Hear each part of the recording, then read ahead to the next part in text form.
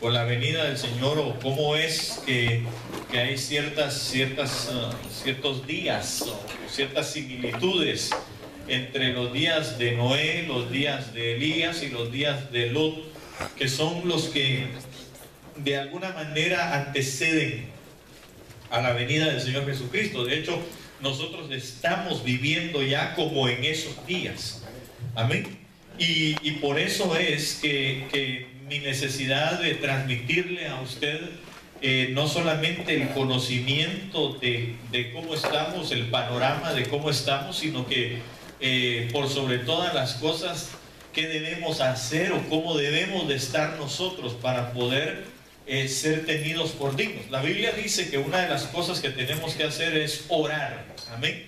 Así que yo le invito a que usted ore al Señor, oremos al Señor, que no desmayemos en nuestra oración, que nosotros no le pongamos barreras a nuestra oración, que no limitemos nuestra oración, y obviamente en ello nuestra adoración, porque el Señor viene por adoradores que le busquen en espíritu y en verdad. Él no viene por gente que alaba, que brinca, que se cansa y que chorrea un montón de sudor, ¿verdad? Sino que Él viene por gente que puede entrar, aún, óigame bien, aún sin siquiera música, entrar en lo que el Señor nos ha dado a conocer como la adoración. Amén.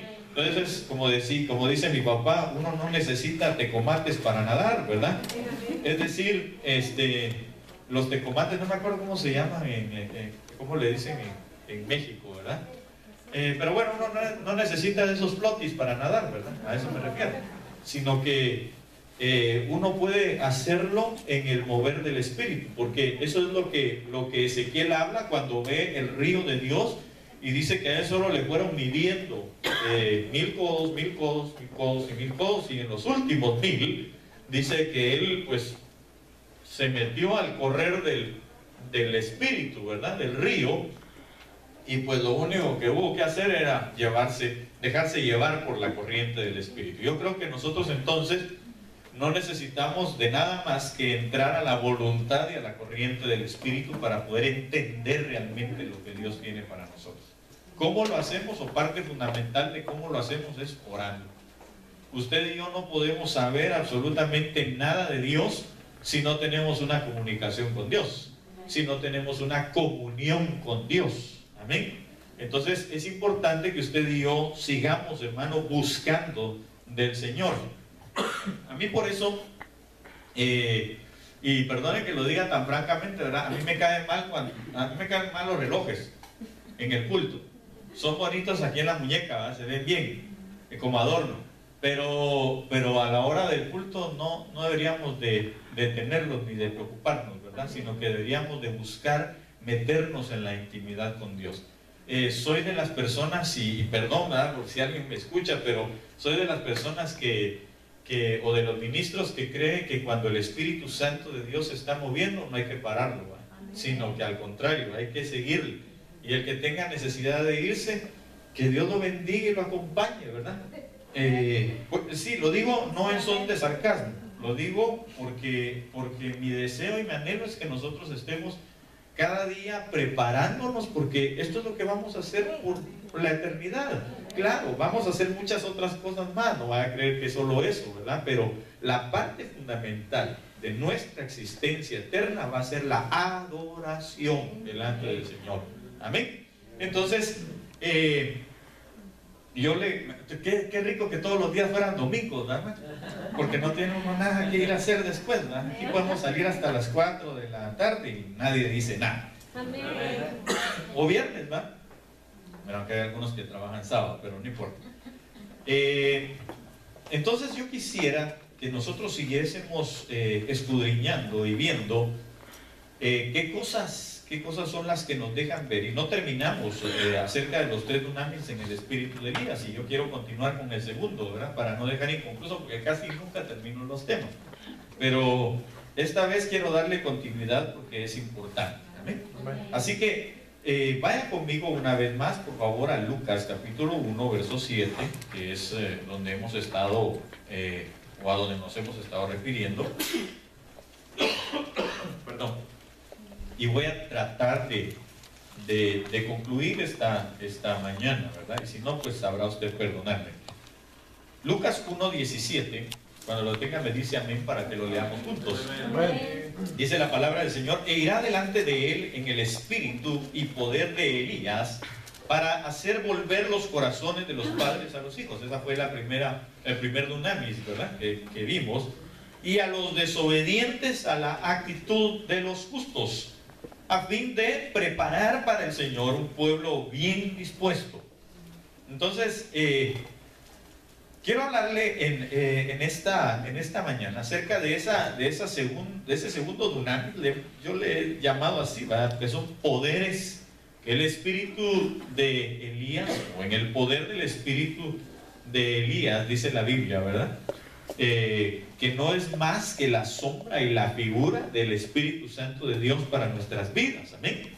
Nos está impulsando, nos está enseñando y nos está dando a conocer lo que nosotros necesitamos para poder pasar, si usted quiere, esta etapa que estamos viviendo hacia la siguiente etapa, que es la vida eterna. Amén. Entonces, la Biblia dice que Él hará volver los corazones de los padres a los hijos, ya hablamos sobre eso, y a los desobedientes a la actitud de los justos. A mí me gustó esta versión, es la Biblia de las Américas, porque, hermano, yo creo que si algo determina en nuestras vidas nuestro avance o nuestro deterioro o nuestro estancamiento, es la actitud que nosotros podamos tener frente a las cosas de Dios. Entonces diga conmigo: actitud. Okay. Entonces, basado en ello, la Biblia dice lo siguiente, y acompáñenme por favor a Tito capítulo número 1. Tal vez vamos a ver, y téngalo ahí. Se recuerda que le dije que quería ir como desglosando esas palabras, ¿verdad?, que están ahí. Y para que tengamos una vez más la base de lo que ya veníamos trayendo, la palabra desobedientes viene de un griego que es apeises, así se escribe, A-P-E-I-D-S-E-S, apeises, que significa impersuadible, que significa contumaz, que significa rebelde o significa desobediente. Y entonces ya ahí ya puede usted tener un panorama un poco más amplio de lo que la Biblia habla, ¿verdad?, acerca de la desobediencia. Sin embargo, en esta mañana lo vamos a estar tocando, lo vamos a estar viendo. Y entonces, si usted me acompaña a Tito, le dije. Okay. Tito 1, la Biblia dice de la siguiente manera, y si quiere vayamos a... Yo lo voy a leer desde el 1. Usted espéreme si quiere en el verso 5.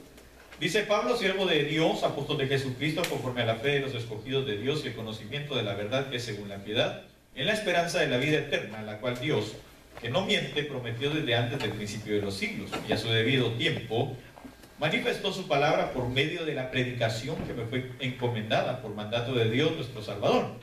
A Tito, verdadero hijo en la común fe, gracia, misericordia y paz de Dios Padre y del Señor Jesucristo nuestro Salvador. Y el verso 5 dice: por esta causa te dejé en Creta. Diga: te dejé en Creta. Y póngale atención a eso, ¿verdad? Te dejé en Creta. Y ahora vamos a ir para allá. Para que corrigieses lo deficiente y establecieses ancianos en cada ciudad, así como yo te mandé.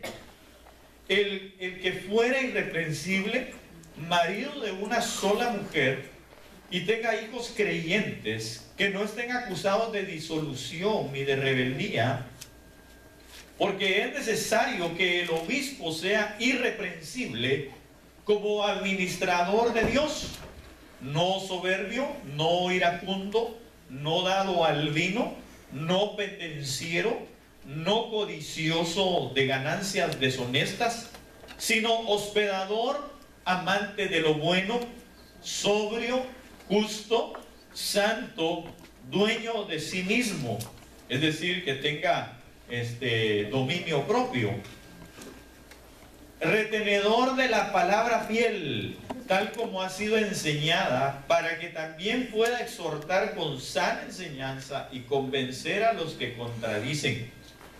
Porque hay aún muchos contumaces, y aquí ya estamos hablando de desobedientes, ¿verdad?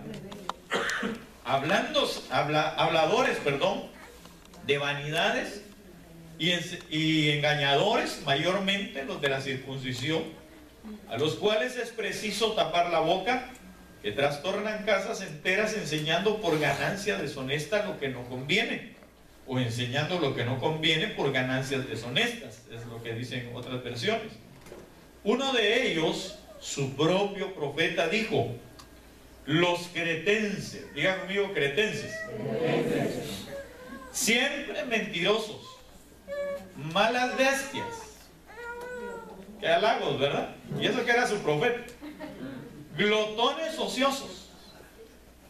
Este testimonio, dice el apóstol Pablo, es verdadero. O sea que así se comportaba. Por tanto, repréndelos duramente para que sean sanos en la fe, no atendiendo a fábulas judaicas ni a mandamientos de hombres que se apartan de la verdad. Todas las cosas son puras para los puros, mas para los corrompidos e incrédulos nada les es puro, pues hasta su mente y su conciencia están corrompidas. Profesan conocer a Dios, pero con los hechos le niegan, siendo, ¿qué cosa? Abominables, ¿qué más? Rebeldes o desobedientes, ¿verdad? Reprobados en cuanto a toda buena obra, o inútiles en cuanto a toda buena obra. Bueno, entonces, hermano, aquí hay mucho que hablar, ¿verdad? Demasiado que hablar, pero yo quiero, conforme el Espíritu me vaya poniendo, hablarle entonces de lo que el espíritu de Elías, o en el poder del espíritu de Elías, el Señor quiere o está haciendo, y que nos demos cuenta, hermano, de cómo estamos viviendo en estos tiempos finales, dentro de la manifestación de cómo eran los días de Elías. Entonces fíjese que esto es bien extraordinario, porque este pasaje es extraordinario, porque a mí me lleva a varias cosas, y quiero específicamente llevarlo quizá al último verso y de ahí hacia lo demás. Profesan conocer a Dios con sus hechos, pero con sus hechos lo niegan, siendo abominables, desobedientes o contumaces, ¿verdad?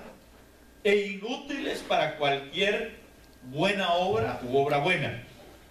Entonces, hermano, la Biblia dice en Lucas, el capítulo 1:7, que el espíritu de Elías, en el poder del espíritu de Elías, lo que quiere hacer es llevar al desobediente, al contumaz, ¿verdad?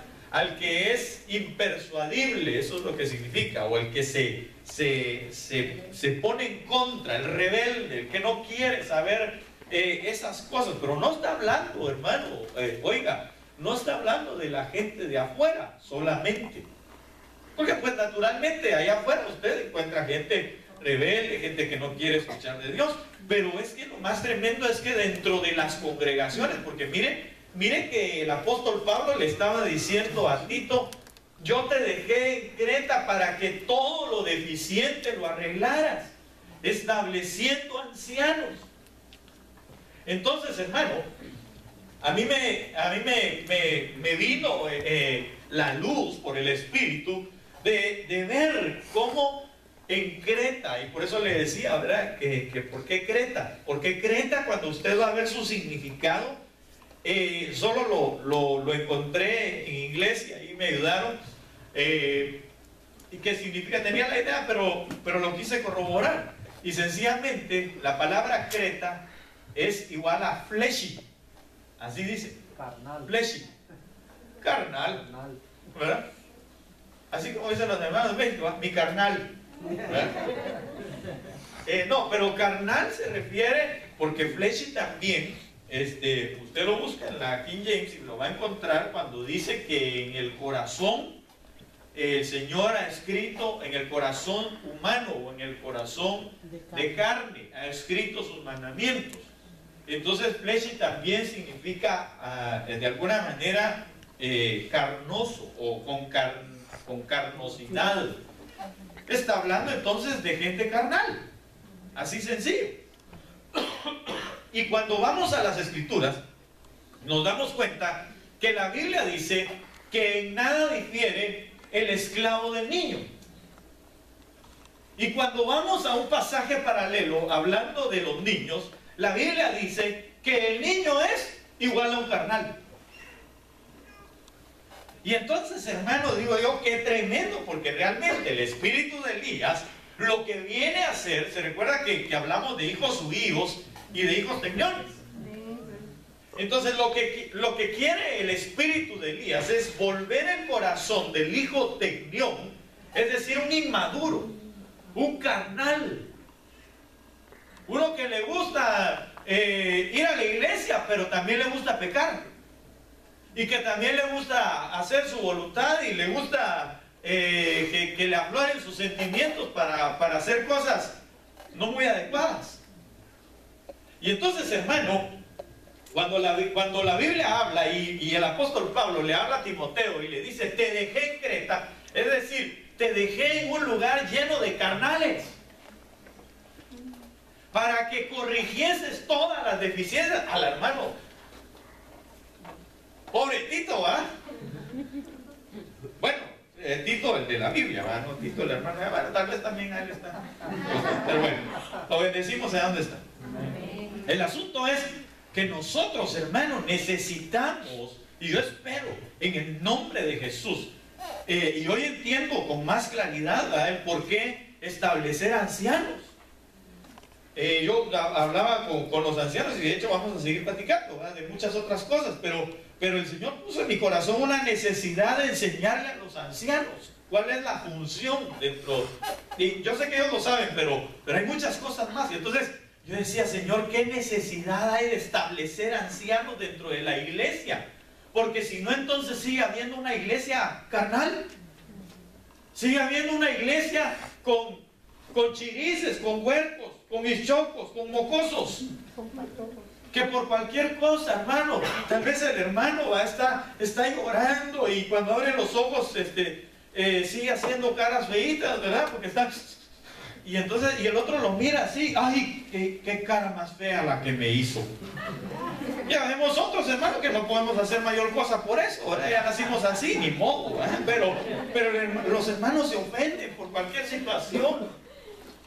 Y entonces le decía el apóstol Pablo a Tito, yo te dejé en Creta, yo te dejé en un lugar donde hay un montón de niños. Entonces, vengo yo, según las Escrituras, si son carnales, si son niños, entonces son esclavos. Porque entre el niño y el esclavo no hay diferencia, dice la Biblia. Mientras que el niño sigue siendo niño. ¿Sí me doy a entender?